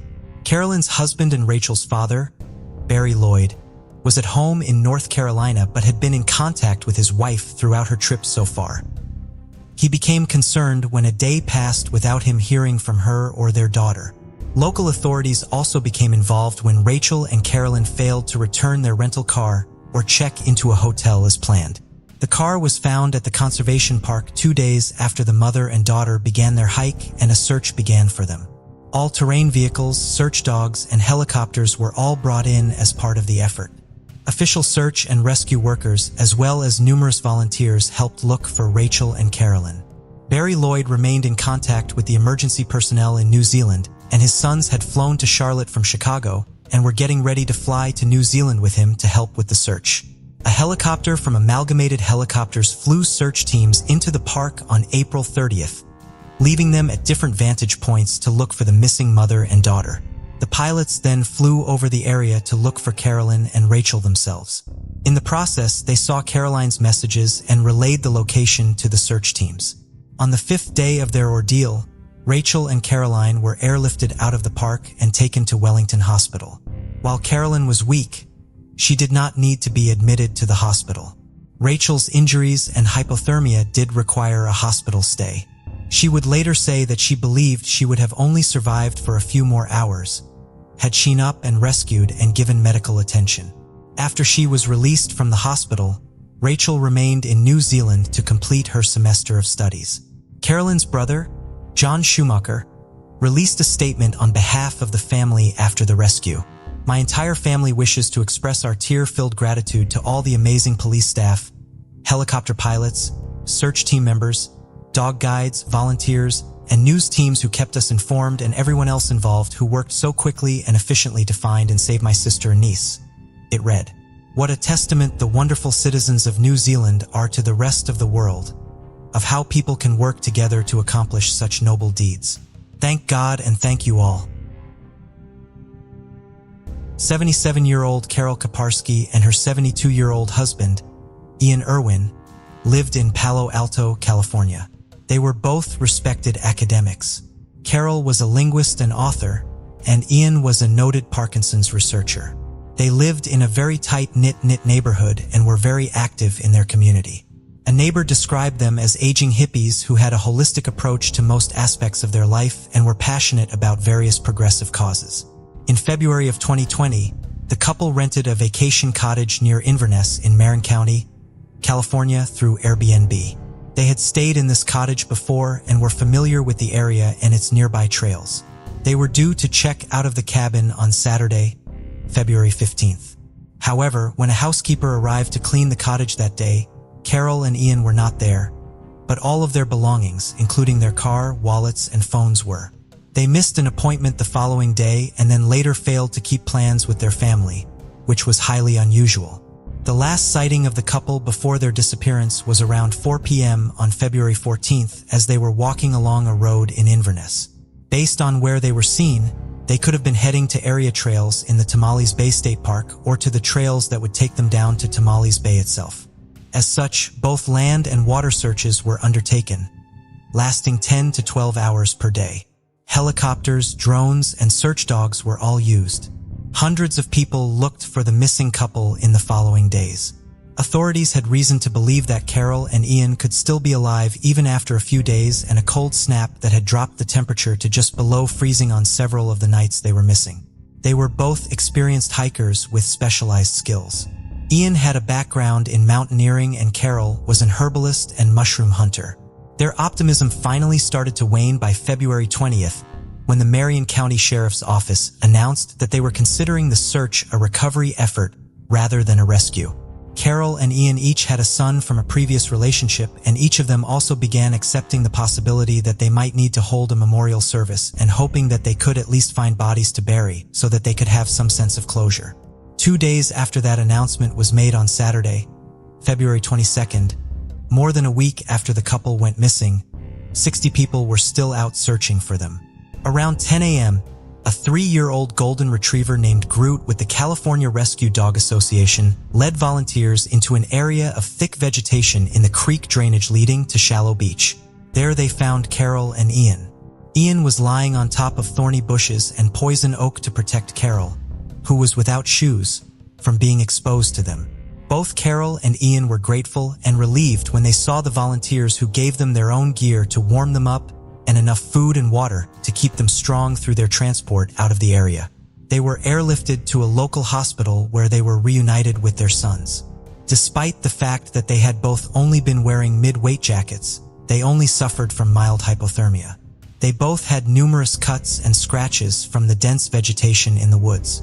Carol and Ian had gone out to watch the sunset on Valentine's Day and had taken none of their hiking equipment with them because they planned to only be gone for half an hour. However, they got lost on a trail in the woods in the dark and eventually fell. They tried to continue on but became essentially trapped in the thick bramble. Carol eventually lost her shoes in deep mud and Ian lost his eyeglasses and hearing aids. They had spent the last 4 days of their ordeal in the spot where they eventually found, surviving off of muddy water from a nearby puddle and the edible parts of a nearby fern. They were not far from a road but were unable to reach it because the vegetation had grown too thick to fight through. Carol and Ian were both in good spirits as they were rescued and during their hospital stays.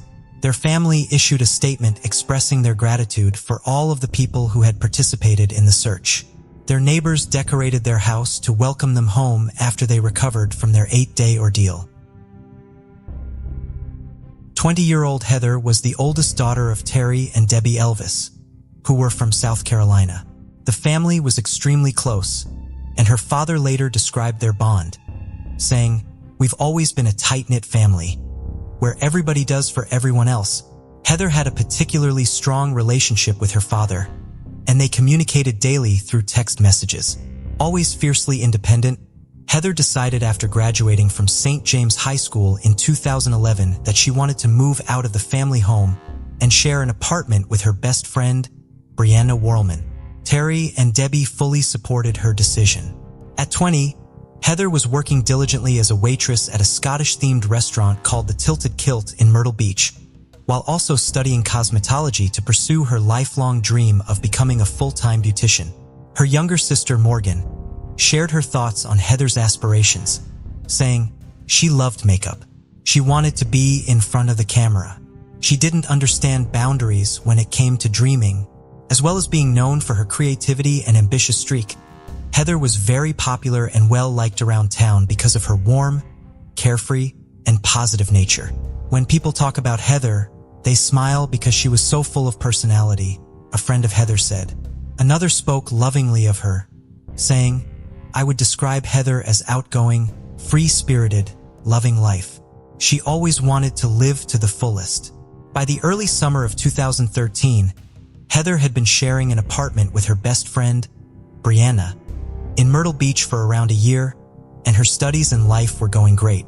However, this would all change when a chance meeting in the Tilted Kilt would ignite a chain of events that would end in tragedy. On a warm day in June, Heather was working the day shift in the bustling restaurant. She took orders, bussed tables, and chatted with patrons as usual. While bringing trays back into the kitchen, Heather bumped into 37-year-old father of 3, Sidney Mora, a local maintenance man who ran a small business fixing malfunctioning kitchen appliances in the Myrtle Beach area. The pair got chatting, and Heather was instantly smitten. Tweeting from her account, Moonchild, Heather hinted at her new crush on the maintenance man, saying, "I got to taste for men who were older." By the end of July, she had posted a number of sexually suggestive messages on social media, directed at the guy who builds things at my job. Heather also often pointed out Sidney Moore to her friends and co-workers, telling them, "That's the guy." Sidney loved the attention from Heather and started to turn up at the restaurant more often to talk to her, and the pair were often seen giggling together in the kitchen whenever Sidney was called in to work on the appliances.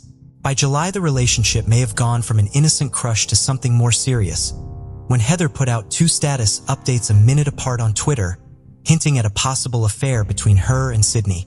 "Baby did a bad thing," she wrote, "and I'm in way too deep, but watch me get deeper." Most of Heather's co-workers were by now well aware of the 20-year-old's affections for Sidney, and rumors began to circulate about the pair's affair. One of Heather's co-workers later said, "We all knew about it because people did make fun of Heather, knowing that he was a married man. Heather was made fun of a lot, and she was called multiple names by girls we worked with." One day, 2 of the girls decided to call the Tilted Kilt and pretend to be Tammy, Sidney's wife. In August, the rumors were seemingly substantiated when Sidney started hanging around the Tilted Kilt on his days off, often bringing Heather coffee and bagels or waiting around the back of the love affair, with Sydney even going so far as telling acquaintances he was considering employing Heather as a full-time nanny for his children when he and his wife possibly moved to Florida in the future. Heather also mentioned to her friends that Sydney had asked her to be the nanny for his children, which they all felt was strange considering they appeared to be having a sexual relationship. Heather and Sydney communicated via mobile phone constantly and would often drive their cars to remote and isolated locations to meet each other for sex. It was a toxic roller coaster of emotions for Heather. Sydney often told her he was unhappy with his wife and was planning on leaving her, which he never did. Heather's friends warned her that the older married man was stringing her along. By mid-September of that year, all of the secrecy and sneaking around had started to take its toll on her, and on September 21st, it is believed that Heather attempted to bring an end to the affair or the relationship shut down somehow due to Heather tweeting, "Once upon a time an angel and a devil fell in love." It did not end well. Things became even more toxic when Sydney's wife, 34-year-old Tammy, finally discovered the relationship and confronted Heather over the phone. According to Heather's housemate Brianna, who was present at the time of the phone call, Tammy belittled Heather and said that Sydney had just used her as a booty call. The enraged woman then made her husband speak to Heather on the phone. Brianna would later tell investigators that Sydney had shouted down the phone at Heather, "You were nothing to me. You were just someone who spread your legs." They basically tore Heather apart as a human being and who she was as a person and made her feel horrible about herself, Brianna added. Tammy and Sydney Moore's marriage was seemingly an extremely abusive one, with criminal prosecutor Chris Helms later telling reporters Tammy Moore was definitely the more domineering part of that couple. She told Sydney where to work, when to work, what to do. If I could classify Sydney as anything in that relationship, it would be utterly submissive. Chris Helms also stated that Tammy had been livid at the betrayal and wasn't content to simply end the young girl's relationship with her husband. She wanted to destroy Heather's life. It was also around this time that Tammy began handcuffing her husband to the bed at night to stop him from leaving while she slept. She also changed the passcode on his phone to a combination only she knew and bullied him into getting her name tattooed across his lower stomach, just above the crotch. Sydney had agreed to all of these extreme demands in the hopes of saving his marriage and keeping his family together. According to Brianna, Tammy's attacks didn't end with that phone call, but instead escalated into a full-on campaign of hate. Tammy even going so far as to continuously call Heather's workplace in an attempt to get her fired. Tammy was relentless. She would call off of Sydney's phone. She was sending pictures of her and Sydney performing sexual acts, videos of the two of them together. Heather sent a text message to Sydney, begging him to make his wife stop the harassment, writing, "I lost hours today because they sent me home after she kept calling." Heartbroken and devastated by the way she had been treated by the man she had fallen in love with, and terrified by the constant attacks and harassment from his wife, Heather desperately tried to get her life back on track. She even started attending church again with best friend Brianna. When Tammy sent yet more aggressive and threatening messages to Heather in the beginning of November, saying, "You can tell me where you are right now or I will find out another way. That way won't have a great turnout for you. I'm giving you one last chance to answer before we meet in person. Only one." She also said, "I've been having Sydney followed since January 2012. It's best you call and speak to me. Save yourself. Hey sweetie, you ready to meet the missus?" Heather, by now mentally and physically exhausted by the ordeal, simply replied, "I think you're a little obsessed with me. I'm nobody you need to worry about anymore." Heather couldn't understand why Tammy wouldn't just leave her alone. The relationship with Sydney was over and she just wanted to forget about it all.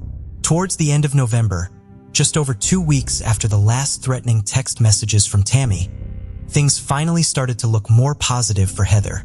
Sydney and Tammy had taken their 3 children on a 3-week road trip across California with their newly purchased Ford F-150 truck.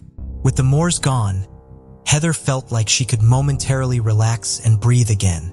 There would be a reprieve from Tammy's constant harassment. That wasn't the only positive thing happening in Heather's life at that time too. She had managed to secure her dream job in a beauty salon as a makeup artist and was scheduled to start work just before Christmas. She was absolutely elated and couldn't stop talking about it with all of her friends and family. Heather was also extremely worried about something that had potential to make the whole situation with the Moores much, much worse. At the beginning of November, Heather, as well as her co-workers at the Tilted Kilt, had started to notice the 20-year-old gaining a significant amount of weight in a very short amount of time. Heather was extremely concerned that she had become pregnant by Sydney. Worried sick and frightened, she decided to take a pregnancy test at the restaurant with the help of her manager, Jessica Cook, who later told police that Heather was terrified of Tammy Moore. The pregnancy test came back as an error, however, and Heather remained unsure if she was carrying Sydney's baby or not. Heather's best friend later said, Heather had taken a pregnancy test while at work. I want to say it was at the beginning of November and she, at that time, wasn't sleeping with anyone else other than Sydney. Despite all of her worries, by the winter of 2013, Heather, ever the optimist, decided it was finally time to move on with her life and start again. She hoped to find a new relationship, a happier and healthier one, and so she agreed to go on a first date with a man she had only been talking to for a short while, but who she had a really good feeling about, Steve Scaraldi. On the evening of December 17th, Heather and Steve met at around 10 p.m. and decided to drive around Myrtle Beach to check out the local Christmas illuminations in town. A little while later, they decided to head to a nearby parking lot where Steve taught Heather how to drive his manual vehicle. Heather excitedly sent a text message to her father and Brianna with a smiling photograph saying, "Just learnt to drive stick. I'm a pro." After, Steve would later say that the pair had agreed to meet again for a second date, and then he dropped Heather off at her apartment in Carolina Forest at around 1:15 a.m. At around 1:45 a.m., Brianna, Heather's best friend, received a worrying phone call from Heather. She was hysterically crying and she said, "Sydney called me. My heart dropped because I was like, I thought we were past this." I said, "Why did you answer?" And she said, "Because it wasn't his number." She told me that he said he had left his wife and that he was sorry and that he wanted to see her and be with her. And I got angry and said, "Don't do it. You're finally moving on with your life. You're happy again. You're yourself again. Why don't you sleep? Sleep on this and we'll talk about it first thing in the morning." And with that, the friends said their goodbyes. The following day, on December 19th, local police were dispatched to investigate a suspected abandoned vehicle, a green Dodge Intrepid, parked haphazardly on an isolated and remote riverside area named Peachtree Landing, approximately 8 miles away from Myrtle Beach and on the Waccamaw River. The stretch of riverfront was used as a landing area for small boats and was located at the bottom of a long and lonely stretch of road that rarely saw traffic. The car was locked, but police ran the vehicle's number plate through their registration system and came back with the name of the owner. The green Dodge Intrepid was registered to Terry Elvis, Heather's father. Terry Elvis was relaxing at home and watching television on the living room sofa when police officers knocked on his door to notify him about the discovery of the Dodge Intrepid. Confused and not being able to contact his daughter on her phone, he agreed to accompany the officers to Peachtree Landing to find out what was going on. When he spotted Heather's car parked unusually in the isolated area, he was shocked, but not initially concerned. He unlocked the vehicle with a spare key he had and allowed the officers to search it. He recalled, "I thought the car might have been stolen because of the way it was parked. Maybe somebody took it and left it there," he said. "It didn't really hit me. Where's Heather?" Until the officers started looking through things. When the police couldn't locate Heather's purse, keys, or cell phone within the Dodge Intrepid, her father began to worry. He tried calling her again on her mobile phone, which appeared to be switched off, and then attempted to locate her at the Tilted Kilt, but was told by staff that she wasn't there and wasn't scheduled to work until the next day. Terry instantly knew that something was wrong. "This is totally out of the ordinary," he said. "Heather's never done anything like this before. Something's wrong." The Horry Police Department didn't think Peachtree Landing and the vehicle were crime scenes initially, as there was no broken glass, no signs of a struggle, and no blood in the area. However, they did open a missing persons case immediately, and officers and volunteers began searching the areas around Peachtree Landing while divers combed the river. Human remains were discovered in the proximity of the boat landing. However, analysis later showed that these bones belonged to a male. With no physical evidence to go on, detectives began tracing Heather's movements on 17th December 18th. Steve Scaraldi, the man who Heather had met on the night she was last seen, was brought in for questioning, but quickly cleared of all suspicion and released. To the shock of Heather's family and friends, who were putting out heartfelt and emotional pleas for information, as well as rewards, in the immediate aftermath of Heather's disappearance, Tammy Mora immediately jumped on social media to continue her hate campaign, publishing on Facebook a long diatribe that began, "While Sydney cheated on me in the months of September-October with a psycho whore who has since went missing." On December 20th, after being tipped off about the volatile love affair between Sydney and Heather by Heather's roommate Brianna, as well as a number of employees at the Tilted Kilt, police detectives brought Sydney in for questioning. Sydney was evasive and standoffish from the onset of the interviews. Sydney denied being anywhere near Peachtree Landing on the night of 17th or the morning of 18th. He insisted he hadn't had any kind of contact with Heather at all, and strangely insisted he was driving around in his truck with his wife Tammy at the time to have sexual relations in public, which the pair had recorded on their phones. The experienced detectives felt that he was lying. They just needed the proof. When they began to examine Heather's call history and phone records, they got their first real breaks in the case, and began piecing together her last known movements and how Sydney featured in those. On the morning of 18th, just as Brianna had described, Heather had received a telephone call from a number she didn't recognize. She didn't recognize the number because it was placed from a public payphone. That telephone call lasted approximately 5 minutes, and Heather had frantically attempted to call the number back numerous times, starting from 1:35 in the morning. Heather dials the payphone back 9 times. The only reason she could possibly be calling that phone 9 times, that phone she's never heard of before, is to get the other person that just talked back on the line, an investigator would later say. Using Heather's phone records, the investigators traced the number to a phone booth located outside a gas station in Myrtle Beach. Security cameras picked up the images of someone using the payphone at the exact time the number called Heather's cell phone. When asked if he was the person who had called her, Sydney at first denied it. Tammy Mora was also taken in for questioning, where she discussed her marriage and denied being involved in Heather's disappearance. Following their suspicions, detectives decided to check all available local surveillance cameras and quickly came upon further highly incriminating evidence. A short time before making the telephone call, Sydney was captured again on surveillance cameras, purchasing a pregnancy test from a local Walmart. When asked if the pregnancy test was for Heather, he denied it and said it was for his wife. Even more damning evidence to come to light was video footage taken from cameras alongside the isolated stretch of road leading to Peachtree Landing.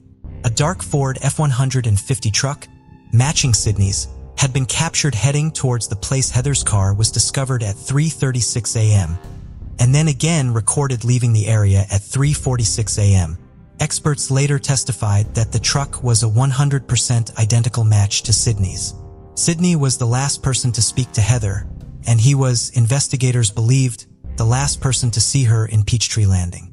Using her phone data, investigators were also able to create a timeline of her phone's last known recorded movements. 2:30 a.m. Heather's phone again calls the phone booth that Sydney had called her from, but receives no answer. Her phone then heads in the direction of Longbeard's Bar and Grill in Carolina Forest, near to her apartment where it remains for around 15 minutes, to a location named Augusta Plantation Drive. Heather's phone then returns to Longbeard's Bar and Grill, where it remains for a further 15 minutes. A call is made to Sydney's phone but goes unanswered. Her phone returns to her apartment where it stays for 5 minutes. 3:25 a.m. Another call is made to Sydney's phone, which is answered and results in a 4-minute-long conversation. 3:37 a.m. Heather's phone makes its way to Peachtree Landing, and 1 minute later 3 attempts are made to call Sydney's phone. All calls go unanswered. 3:41 a.m. Another unsuccessful attempt is made from Heather's phone to reach Sydney's. 3:42 a.m. Heather's phone is apparently switched off. The location data coinciding with the surveillance images captured of Sydney's truck heading towards Peachtree Landing were extremely incriminating. Even more incriminating evidence came to light after investigators obtained a search warrant for the Moras' home. The Moras had suspiciously disposed of their home surveillance system on December 20th and installed a new one on 21st. Investigators, unable to get their hands on the old system, confiscated the newer system and received video footage of both Sydney and Tammy Mora thoroughly scrubbing the passenger side of the truck and then burning the rags they had used to clean the vehicle on the same day they had installed the new home surveillance cameras. Finally, after several months in February 2014, the police were able to announce a break in the case. A break that everyone had been waiting for. And it came as little surprise to many people that Sydney and Tammy Mora had been placed under arrest in connection with the disappearance of Heather Elvis. They were soon charged with kidnap, and despite there being nobody, they were charged with murder as well. They needed to find Heather, but the couple were saying nothing. As the Moores sat in custody, the police continued to build their case. Despite everything they were confident they had, they just didn't have enough to follow through with the murder charge against the pair. Tammy and Sydney no longer faced charges of murder in Heather's case, but the kidnap charges remained. Debbie said it was very disappointing that the murder charges had been dropped, but she also felt a little relieved that she would not have to sit through a murder trial and listen to everything they thought could have happened to her daughter play out. Heather's family also hoped that this might encourage people to come forward and talk. As the murder charges had now been dropped, the couple were able to post bail and go home as they awaited further developments and the pending trial for kidnap. Following their release, and in spite of a gag order, the pair took to social media to protest their innocence, claim they had been framed, and Sydney Moore even gave an emotional televised interview.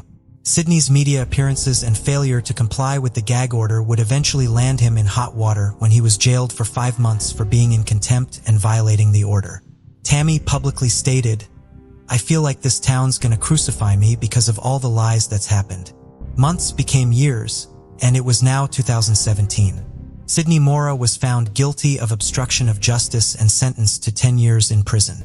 After this, it was now time for Sydney and Tammy to go on trial for the kidnap of Heather Elvis. And the media were out in force to report on what was now a highly publicized case with a lot of interest.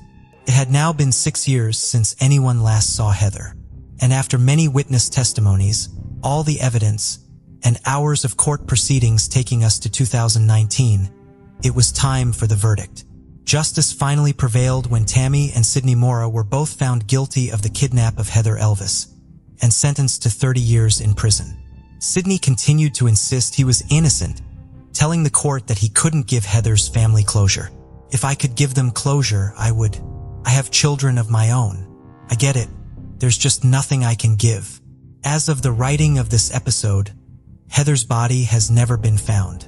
In an effort to ensure that people will always remember Heather and draw attention to her case and other missing people, the Elvis family spends every June 30th, Heather's birthday, taping up missing persons flyers around town. They remain hopeful that at some point someone will talk, and maybe the answers about where Heather is will finally come to light.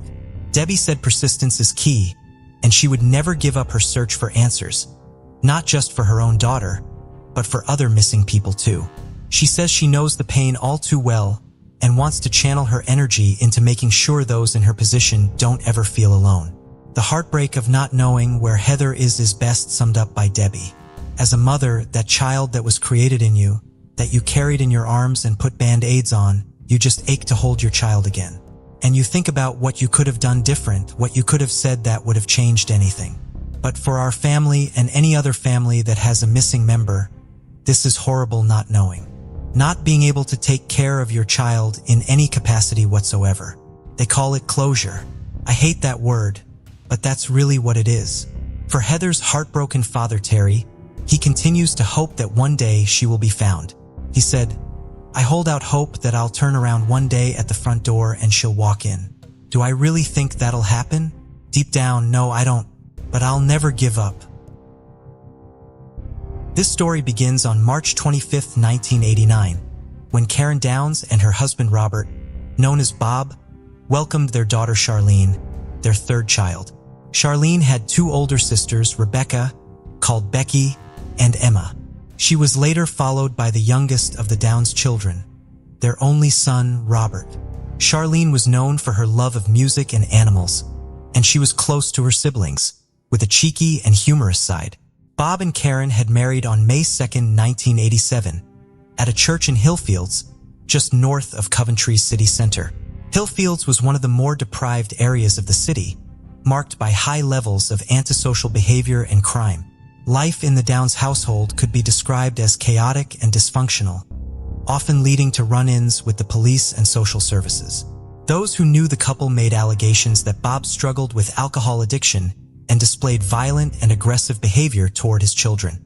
A court document from 1989 revealed that the family was under investigation by social services and West Midlands police. It was discovered that a convicted rapist had been found with 3-year-old Emma in his car without supervision and had also been inside the Downs family home.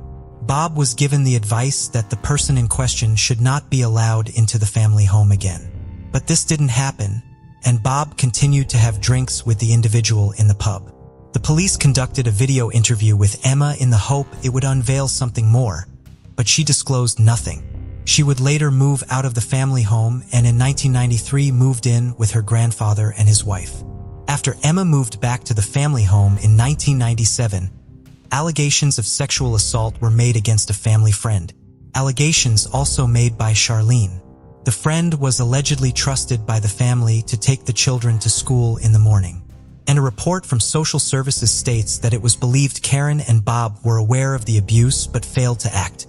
When Charlene was 9 years old, an allegation was made that a friend of her parents had forced themselves on her.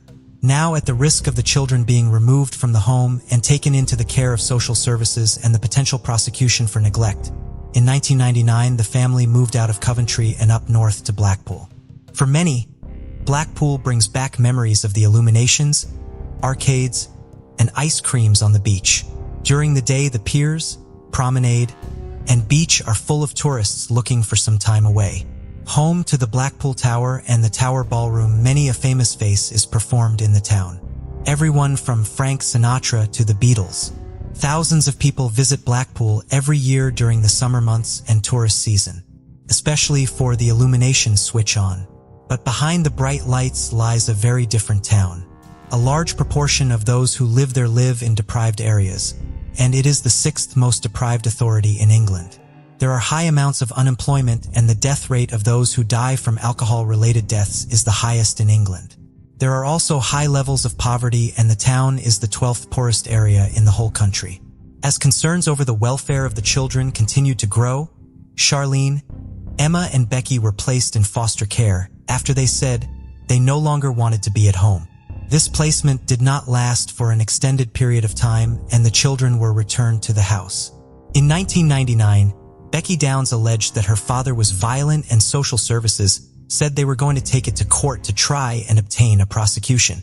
By the end of 1999, the children were put on the at-risk register, and it was reported that domestic violence was present in the home.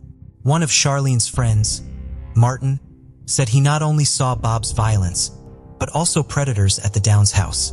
By early 2000, at the age of 11, Charlene was staying at different homes and told the workers from social services that she was being beaten by her parents, showing them bruises.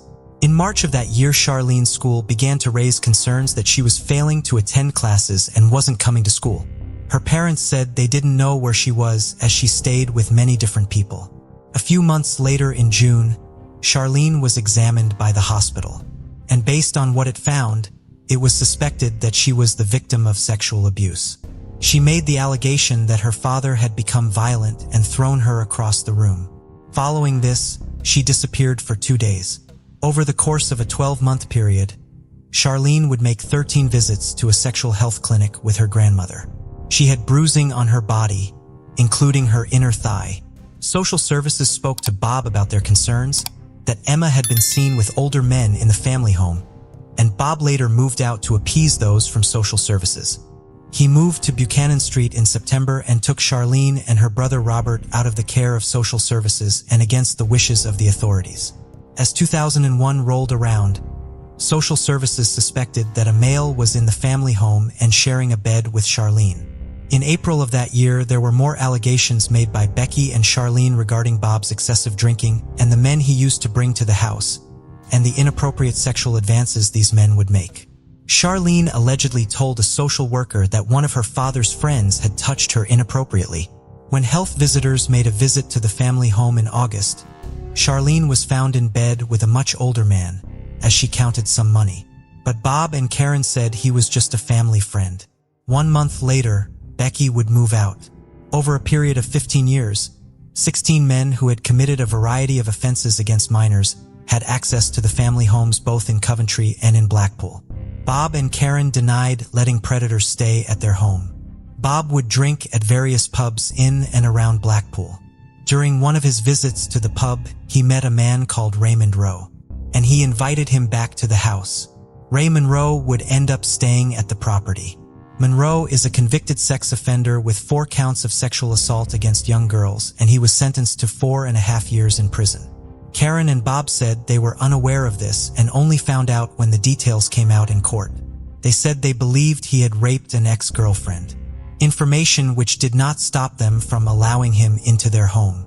One of Bob's friends, Glenn, claimed he saw Bob invite various men from the pub back to his house, and that he had seen Charlene sitting on Monroe's lap. He said he voiced his concerns about seeing this and said that it wasn't right. In 2003, Charlene visited a walk-in health center 3 times. Karen claimed to be unaware of Charlene going to the health clinic and also unaware of the predator staying in her home. Despite moving to a different part of the country, it seemed that not much had changed, and family life was still fractured and difficult. The November 3, 2003, the police conducted a search of the family home and found nothing relating to Charlene or anything that gave any clues as to where she might have gone. They needed to work backwards. What follows is a timeline of what is believed to be Charlene's last known movements, although the details of this remain debated and there are differing opinions as to where she went that night. As part of this documentary, we went to Blackpool and met with Renee Crompton, who runs the Justice for Charlene Downs campaign. She walked us through the route that Charlene is believed to have taken that night. This timeline is also compiled using the timeline issued by Lancashire Police. But again, it's important to remember that the details do differ. The November 1, 2003, at 3:25 p.m., Charlene and Becky were walking down Bank Hay Street to get to the Coral Island Arcade. Charlene's friend Tasha corroborated this and said she had seen her there too. According to the police timeline, Charlene returned to the family home before going back out later in the evening. It is believed that Charlene and Becky went to the McDonald's close to the promenade later that evening. The pair then headed to Church Street and walked up it at around 6:45 p.m. It's alleged that they met with Karen Downs as she handed out leaflets for the restaurant she worked at, which was located on Church Street. Charlene then headed to a phone box on Leopold Grove before saying goodbye to her mother and going off with her friends. It's reported that Karen Downs gave them money. According to the police timeline, Charlene stayed with her friends for a while before setting off to Court Street, and the details of what she did in the following hour are not known. But according to the police, she met another friend. Charlene and her friend Tyne went to the Carousel Bar at 9:30 p.m., where Tyne said men bought the pair of drinks before Tyne lost sight of her. She said she never saw Charlene again. This does differ from the police timeline, which says they went back into town before going their separate ways near Abington Street and Talbot Street at 11 p.m. The last claimed sighting of Charlene was in an alleyway off of Abingdon Street at 11 p.m. This alleyway is somewhat notorious in Blackpool. Various takeaways back onto it, and young girls in the town would often use the alley to go into the shops via the back doors, later returning with things like money and cigarettes. Charlene had been expelled from school, and as she was now lacking in structure and routine, she would spend more time in the town center and in the alleyway. As the investigation continued, there was no sign of Charlene Downs. Missing persons posters were put up and people were hoping for any news of her whereabouts. But the investigation soon stalled and the leads were proving fruitless. Then, more than a year later, in November 2004, someone would come forward and the case would take a dramatic turn. A man called David Cassidy came forward to the police with a disturbing story to tell. David Cassidy owned a local business that supplied slot machines to shops in the area. He said that a man called Tariq had claimed his brother, Ayed al-Batiki, had confessed to murdering Charlene, and that another man called Mohammed Raveshir had helped him to cover it up. Mohammed Raveshir had been born in Iran before moving to the UK.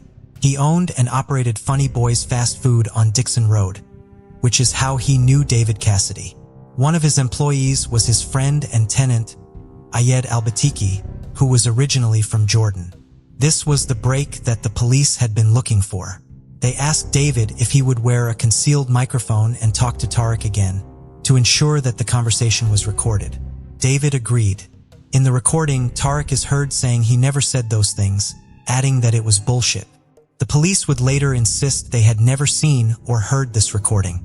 In January 2005, the police conducted a search of the home of Mohammed Raveshi, but nothing of note was found. On February 22nd, Mohammed and Ayed were brought in for informal questioning. And whilst this was taking place, wiretaps were put in place to record conversations as part of a covert operation. During the operations, Mohammed could be heard speaking to somebody about David Cassidy. They joked that he should be killed and then turned into a kebab. Mohammed's friend says, "You have a kebab shop. Sell it." Mohammed laughs and replies, "Yeah, make a fake little kebab." While the police were conducting their covert operations, a woman whose identity is protected said she had gone into Funny Boys for a coffee after having a few drinks at another establishment. She said she had then woken up in the upstairs flat. She was on a bed with no clothes on. She could not recall how she had come to be in the flat or why she was naked.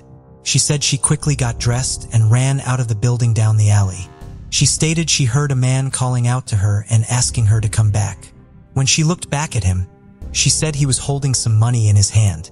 She went to the police to report the incident, and the police allegedly told her that the person responsible was Ayad al-Batiki and that he had raped her and filmed it.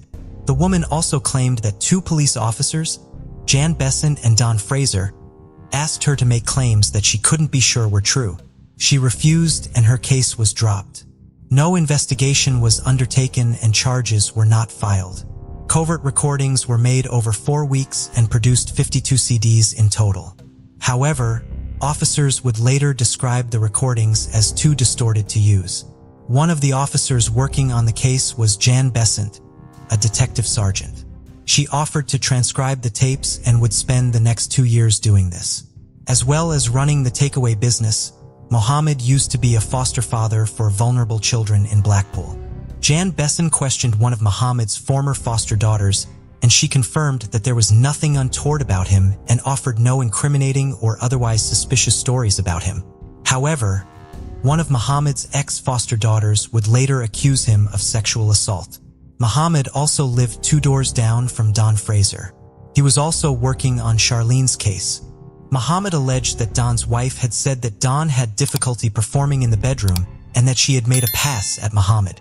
Mohammed said he turned her down and this situation was the root cause of Don's issues with him and their falling out. This story was very different from Don's. Don later claimed that his relationship with Mohammed had fallen apart after hearing that Mohammed had shown a pornographic video to underage girls in his home. He added that his wife had never liked Mohammed. These are allegations that Mohammed refuted. With still no sign of Charlene, the police changed their strategy. This was no longer a missing persons case. This was now a murder inquiry. March 17, 2006. It was reported that 2 people had been arrested. Ayed al-Batiki had been charged with murdering Charlene Downs, and Mohammed Raveshir was charged with helping him dispose of her body. In May 2007 at Preston Crown Court, Mohammed Raveshi and Ayed al-Batiki went on trial. The prosecution claimed that either Mohammed or Ayed had been having a sexual relationship with Charlene, and that if the police had found out, they would have been in trouble. But both men said they didn't even know her, let alone have a sexual relationship with her. However, multiple people would later state that they had seen Charlene behind the counter at the takeaway shop, as well as experiencing inappropriate behavior. Emma Downs described Ayed as a creep and said she had seen him behaving badly in nightclubs towards young girls. The police also claimed that there had been multiple allegations of sexual assault lodged against Ayed. Mohammed's house had been searched extensively. Carpets and floorboards were removed and the property was gone through with a fine-tooth comb. No DNA evidence was found. The police said that the house had been cleaned, but Mohammed argued that there was no evidence for them to find there in the first place. The defense requested that the audio recording of the conversation between David and Tarek be submitted, only to be told it couldn't be found. The court then ordered that the police needed to find the audio and give it to them, and the CD was subsequently found. but it had a huge scratch on it. And as a result, the police said they believed it wouldn't be playable. Jan Besson would later claim that if the audio CD had been properly declared, approval would not have been given to search Muhammad's home, nor to putting the recording devices in place. Don Fraser's account had been the one to enter the audio CD of the conversation with Tariq into the system. But he said this was not him and that he had been framed by someone else using his PC and log on details. He would later say, "To say my heart sank when I heard this tape is an understatement. I didn't know anything about these CDs from 2005. I haven't got a clue what happened." During the proceedings, the covert recordings were played to the court, and the transcriptions made by Detective Sergeant Jan Besant were the captions. Claims were made during the trial that after Charlene had been murdered, her body had been dismembered and put into kebabs in the takeaway, and that her bones had been crushed up and put into the grouting. There is no evidence for either of these things happening. This narrative has been pushed and repeated when discussing Charlene's case, in spite of the lack of evidence to back it up, reducing Charlene to nothing more than a cruel urban legend. After the defense and prosecution presented their cases, it was time for the jury to deliberate. After 49 hours of discussions, they had failed to come to a verdict. As a result, the jury was formally discharged. On September 15th that year, a memorial was held for Charlene, which was funded by the far-right British National Party. An inquiry was also set up by the Independent Police Complaints Commission, and it found that the investigation into Charlene's disappearance was handled unprofessionally. This led to 2 officers facing disciplinary action, and one of them subsequently being cleared of any wrongdoing. In April 2008, a retrial was ordered, but this would soon come to a grinding halt and later totally collapse. The Crown Prosecution Service, upon re-examining the evidence, found that there were serious issues with the evidence presented and that they had grave doubts about how reliable some of the evidence was. The covert recordings were criticized for their poor quality, and the accuracy of the transcriptions made by Jan Besant was described as low.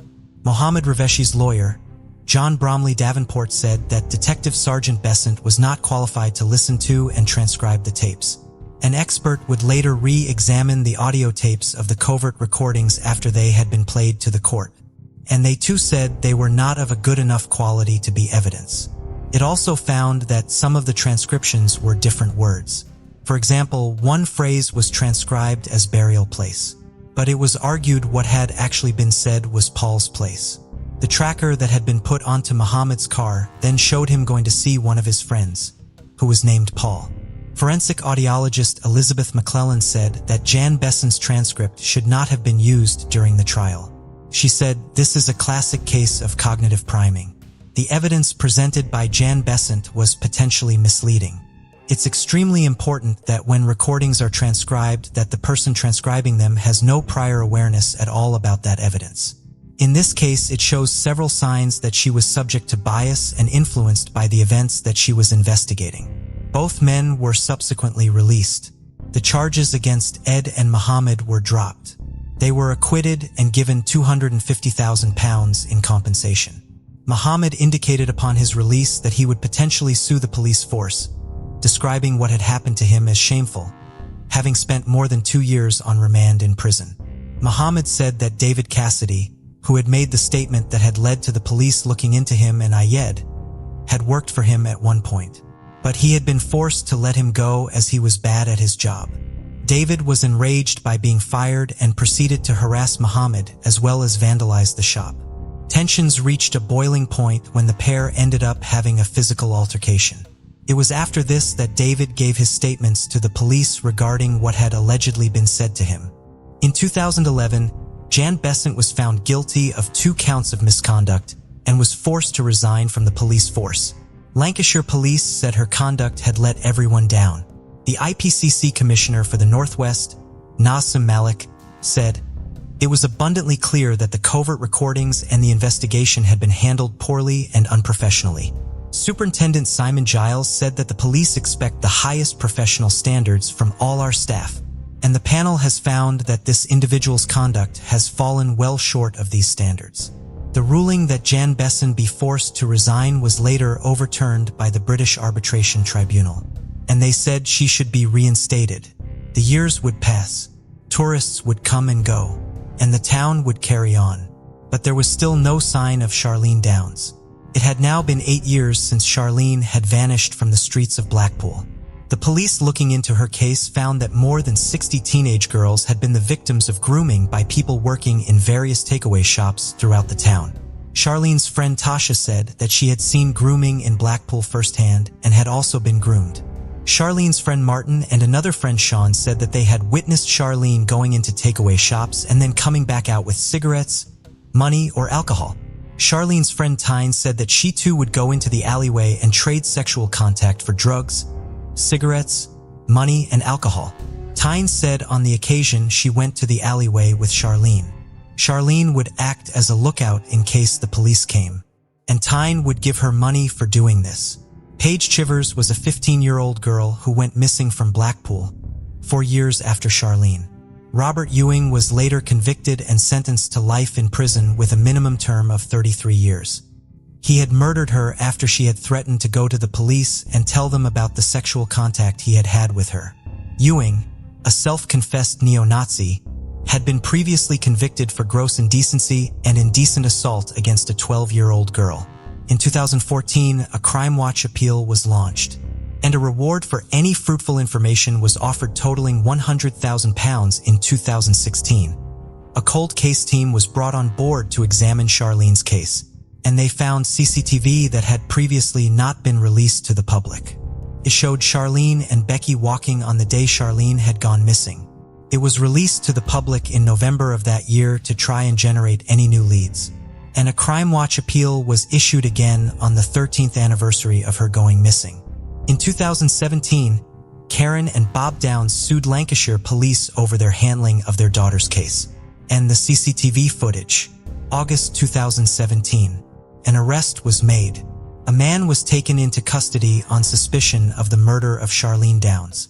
Nigel had worked as a chef, and a restaurant he worked at in Blackpool appeared on an episode of Ramsay's Kitchen Nightmares. Clubway 41. Nigel Lloyd had attacked two 15-year-old girls in Blackpool in 2001 and 2003. He was convicted of these in 2017 and sentenced to 64 months, more than 5 years, in prison. The flat Nigel was living in overlooked the alleyway Charlene would often be seen in and where she had allegedly been on the night she disappeared. Tyne said she knew Nigel Lloyd and referred to him as a creep. He also knew Charlene and her family. He was released after 2 days without charge, and no charges have ever been filed against him in relation to Charlene's disappearance. In November 2018, Bob and Karen appeared on The Jeremy Kyle Show, a controversial British talk show where guests would appear to resolve conflicts, take lie detector tests and DNA tests. There would be frequent confrontations and arguments on stage. Bob Downs later said they had appeared on the show to discuss Charlene's case, but it quickly devolved into talking about their marriage and marital problems. Also that year, Karen Downs released a book called Sold in Secret talking about Charlene and her disappearance. In 2021, Charlene's brother Robert tragically passed away. He was found in a pool of blood by Bob on the December 4th at 11:30 p.m. A few hours before he had complained he felt unwell. His family said he had been left deeply affected by the disappearance of his sister and had never been able to properly process or recover from it. At an inquest, it was ruled he had died of an accidental drugs overdose. It also came out that Bob and Karen did not call the ambulance for 3 hours. They said after finding him, they had fallen into a state of panic and anxiety. The ambulance wasn't called until nearly 3 o'clock in the morning. In November the following year, Charlene's friend, Tyne, died at the age of 32. An inquest found her death was drug-related. In 2023, the case was reopened by the Leeds Trinity University Cold Case Unit teamed up with Renee in the hopes of finally solving Charlene's case. Renee said, "Our main aim is to review Charlene's case and see where the failings are and go out to get new evidence." Blackburn Uni also approached us to undertake a large child sexual exploitation project for the whole of Lancashire, to find out the scale of the problem and where children are being failed. Bob and Karen said they have been verbally abused and taunted by locals after it came out that Raymond Rowe and other predators had stayed at their house. Bob again asserted he didn't know Raymond Rowe was a pedophile. They remain living in Blackpool. Unfortunately, Charlene's story is not unique. There are a plethora of young people who constantly fall through the cracks, and the people that should be there to catch them aren't. An internal police report would state that 11 takeaway shops in Blackpool town center had been involved in sexually exploiting young girls. As reported by the BBC, the Times newspaper conducted an investigation that found the police initially had 100 people of interest due to how many people were believed to be abusing and exploiting Charlene. And that brings us to today. Today marks the 20th anniversary of Charlene's disappearance. And there are still more questions than answers. The investigation into what happened to her is one of the longest running in Lancashire, with 1,000 statements being taken and more than 3,000 people being spoken to. This is about getting justice for a 14-year-old girl. She was someone who had already gone through so much in such a short period of time. And the least we can do is continue to fight for her. As Renee said, Charlene was failed by everyone that should have kept her safe. The police, social services, they all let her down. We're trying to build a legacy and fight for real justice for her, so she can be remembered for something positive. It is our hope that those who know more will come forward with the truth. Her whereabouts will finally be made known, and justice will be served. If you have any information relating to the disappearance or whereabouts of Charlene Downs, please contact Lancashire Police. Thank you for joining us on this journey into the depths of unsolved mysteries. Cold cases not only challenge our understanding of the past, but also ignite our curiosity and determination for answers. Remember to subscribe to stay updated on our latest investigations. And if you have any information regarding the cases we've covered, don't hesitate to reach out. Together, we can shed light on the shadows of the past and bring closure to those who seek it. Until next time, stay vigilant, stay curious, and never stop seeking the truth.